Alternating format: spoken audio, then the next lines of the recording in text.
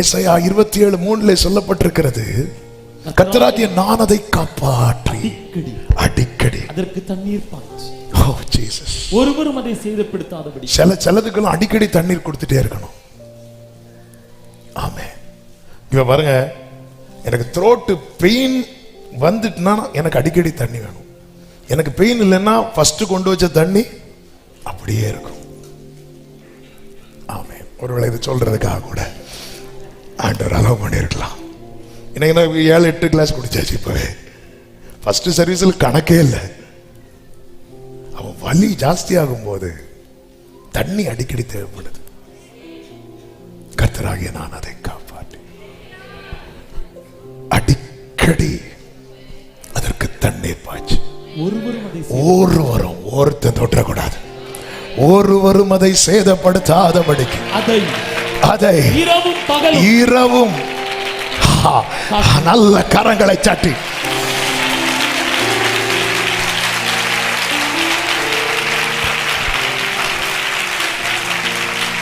ஆகாரின் அப்போதைய பிரச்சனையை மாற்ற ஒரு துருத்தி தண்ணீர் போதும்.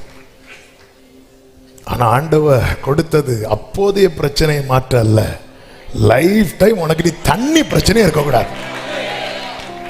ஒரு காரியத்துக்காக ரொம்ப அழ வைக்கிறாருன்னா புரிஞ்சுக்கோங்க, அந்த காரியத்துக்காக இனி அழ வைக்க மாட்டார். ஏன் கர்த்தர் பாதுகாக்கிறார்? 2வது வசனம், அக்காலத்திலே நல்ல திராட்சரசத்தை தரும் திராட்சை தோட்டம் உண்டு. அவ்வளவுதான். ஏசாயா 65:8 சொல்லப்பட்டிருக்கிறது. கர்த்தர் சொல்லுகிறது என்னவென்றால், ஒரு திராட்சை குலையில் ரசம் காணப்படும் போது அதை தொற்றாத, அழிச்சிராத. அதில் என்ன இருக்கிறது? ஆசீர்வாதம் உண்டென்று சொல்லுகிறபடி நான் என் ஊழியக்காரரின் நிமித்தம் அனைத்தையும் அழிக்காதபடி. என்னது அர்த்தம்? ஒரு திராட்சை கொலையில அதுல ரசம் இருக்குன்னு தெரிஞ்சா அதை அழிக்காம காக்குறது போல உங்களை கர்த்தர் காக்கிறார் என்றால் உங்களுக்குள்ளே அவர் நன்மையை வைத்திருக்கிறார், உங்களுக்குள்ளே அவர் ஆசீர்வாதத்தை வைத்திருக்கிறார், உங்களுக்குள்ளே அந்த மகிழ்ச்சியை உண்டாக்குகிற ரசத்தை வைத்திருக்கிறார். ஆமென். ஏன் அடிக்கடி தண்ணீர் பாய்ச்சி காப்பாட்டி காப்பாட்டி காப்பாட்டி? யோபுவை ஏன் பராமரித்து காப்பாற்றுறாரு தெரியுமா? ஏன் காப்பாற்றுறாரு தெரியுமா? அடுத்து 10 பிள்ளைங்க வராங்க. இந்த தீபத்தை அணைச்சா,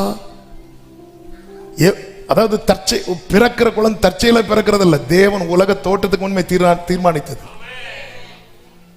இந்த தீபத்தை அணைச்சிடக்கூடாது. அடுத்து 10 பிள்ளைங்க வராங்க.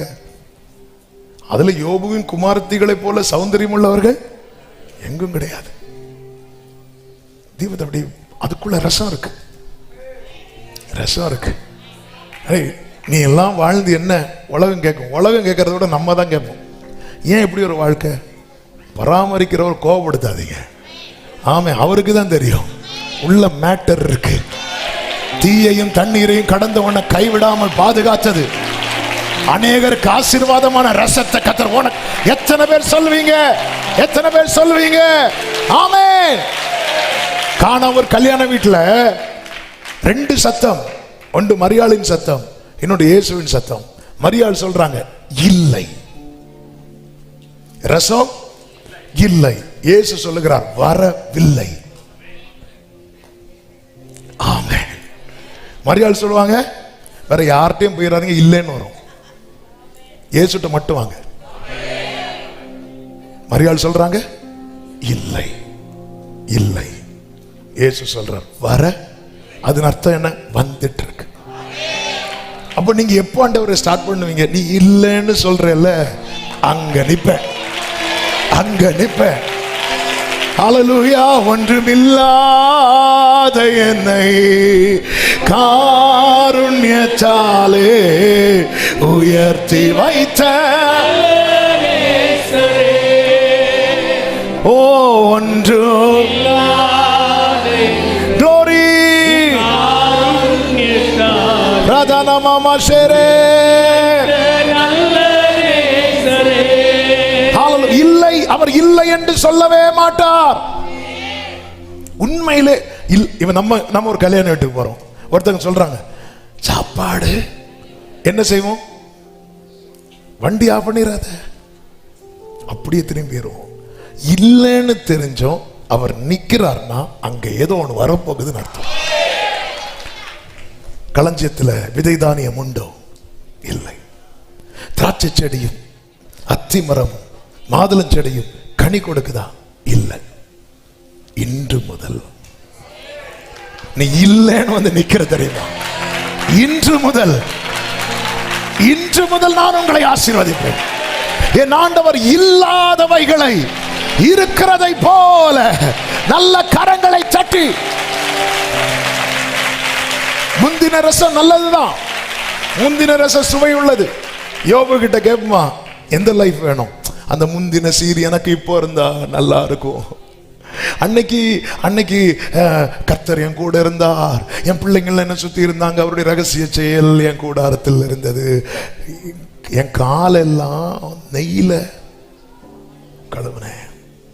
இப்போ நெய் வாசனை கூட இல்லை, எல்லாம் அந்த புண்ணு சீழ் வாசனை தான் வந்துட்டே இருக்கு. அந்த முந்தின சீர். யோபுவே, உன்னை ஏன் பராமரிக்கிறார் தெரியுமா? ஒரு பிந்தின ரசம் உனக்குள்ள வச்சிருக்கிறார். ஓ ஹalleluya, ஹalleluya, எத்தனை பேர் விசுவாசிக்கிறீங்க? நான் கர்த்தரால் பாதுகாக்கப்படுகிறேன், நான் கர்த்தரால் பராமரிக்கப்படுகிறேன், நான் கர்த்தரால் பரிந்து பேசப்படுகிறேன். எனக்குள்ள ஒரு பிந்தின ரசத்தை வைத்திருக்கிறார். நம்புறவங்க தேவனுக்கு மகிமையை செலுத்துங்கள்.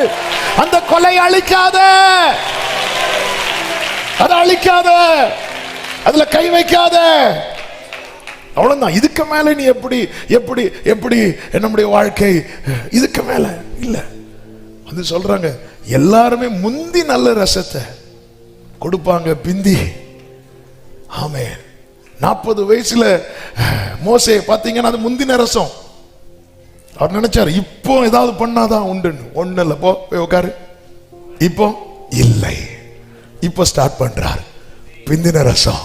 ஹalleluya. எவ்வளவு குளோரியா இருந்துச்சு, எவ்வளவு மகிமையா இருந்துச்சு. ஆபிராமா இருக்கும்போது முந்தின ரசம். யார் வந்தா? இஸ்மவேல். இப்போ இல்ல, சரீரம் செத்து போயிருக்கு. இனிதான் ஆரம்பம். ஆமா, இனி யாராண்டவரே வரப்போறா. அதனால இஸ்மவேல் உமக்கு முன்பாக இல்ல, ஈசாக்கு. ஹalleluya. வாக்குத்தத்த சந்ததி. எத்தனை பேர் ஆமென் சொல்வீங்க? கர்த்தர் என்னை பாதுகாக்கிறார் என்றால் எனக்கு ஒரு நம்பிக்கை உண்டு. கர்த்தர் என் வாழ்க்கையை அர்த்தமுள்ளதாய் ஆசீர்வாதிக்கிறதாய் ஆசீர்வாதமாய் மாற்ற போகிறார். ஆமென் சொல்லுங்க பார்க்கலாம். அதனால இது இது இது இது தெரிஞ்சது மரியாள் என்ன பண்ணாங்கன்னா ஒதுங்கிட்டாங்க. இயேசுவுக்கு ஸ்பேஸ் கொடுக்குறாங்க. இதுக்கு தான் ஆண்டவர் வெயிட் பண்றார். என் வேலை இன்னும் வரவில்லை. அந்த இடத்துல எல்லா சத்தமும் இருக்கக்கூடாது. இயேசுவின் சத்தம், மரியாளின் சத்தம், வேற சத்தம், ஒரு சத்தம் இருக்கக்கூடாது. எல்லாம் சைலண்ட் ஆயிக்கோ. இயேசு மட்டும் சொல்லுவார், வேலைக்காரங்களை உள்ள விடு, அவங்க கீழ்ப்படியணும், வேலைக்காரர்கள் ஆயிரணும். அந்த இடத்துல கண்காணியா வந்தா ஏன் என்ன வேலைக்காரங்க தான் கொஸ்டின் பண்ண மாட்டாங்க. அவங்க என்ன வேலை உண்டோ செஞ்சுட்டு போயிட்டே இருப்பாங்க. அப்படி ஆயிரணும். அதுக்கு தான் வெயிட்டிங், அதுக்கு தான் வேலை வரலன்னாரு. ஆமா, மரியாள் ஒதுங்கிட்டாங்க. எவ்வளவு ஸ்பேஸ் கொடுக்குறாங்க பாருங்க. அவர் என்ன சொல்றாரோ என்கிட்டயும் வந்து அவர்கிட்டயும் போய் வேலை வரவே வராது. ஆமென். இருக்கிறீங்களா? ஹல்லேலூயா. ஆமென். ஹல்லேலூயா. கர்த்தர் நல்லவர். ஸ்திரீயே, எனக்கு உனக்கு என்ன, என் வேலை இன்னும் வரவில்லை.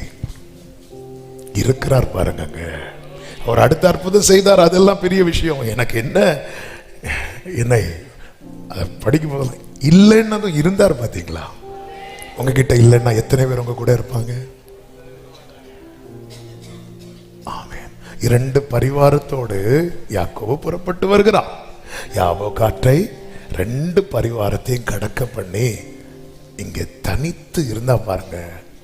எல்லாம் இருந்தும் ஒண்ணு இல்லாம இருந்தா பாத்தீங்களா? கர்த்தர் வந்து கூட இருக்கிறார். ஆமென். அவர் இல்லாதவைகளை இருக்கிறதை போல வரவழைக்கிறவர்.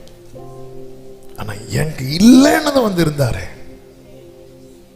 எவ்வளவோ எவ்வளவோ உயர்ந்தது உம் அன்பு அளவே இல்லாது. நல்லா புரிந்து கொள்ளுங்கள், எல்லாருக்கும் எப்பவுமே நம்ம கூட இருக்க முடியாது.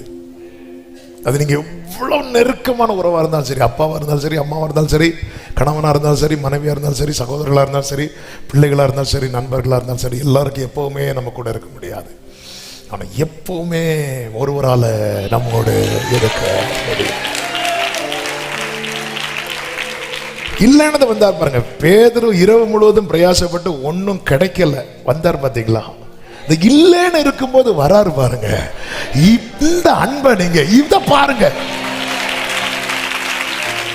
வந்து எனக்கு எல்லாம் தந்தார். அத ரெண்டாவது பாருங்க. இன்னைக்கு நம்ம எல்லாம் இந்த படகு நிறைய மீன், இதுதான் பெருசா பாக்குறோம். இதுதான் பிந்தின ரசம், இது எல்லாம் பெருசுதான். ஆனா இல்லைன்னதும் வந்தார் பாரு. எவ்வளவு நல்ல தேவன். உன் வழிகளில் எல்லாம் உன்னை காக்கும்படி உனக்காக தம்முடைய தூதர்களுக்கு கட்டளையிடுவார். உன் பாதம் கல்லில் இடாதபடி இந்த தூதர்கள் என்ன பண்ணுவாங்க? ஏந்தி கொண்டு போவார்கள். எந்த சங்கீதம்? 91. ஏன்னா எல்லாருக்கும் தெரியும், கோவிட்ல மனப்பாடம் பண்ணதில்லை.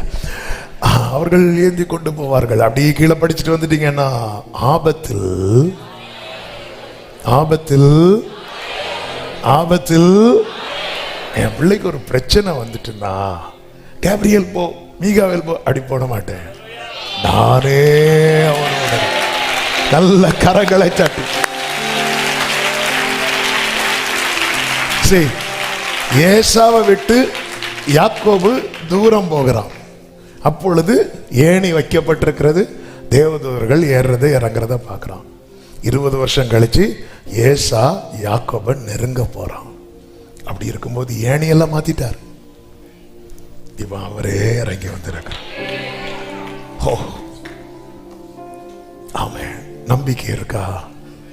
ஆண்டவர், இனி என் லைஃப் இன்னும் தப்பி இருக்கிறோம். நீ எப்படி தப்பி இருக்கிற?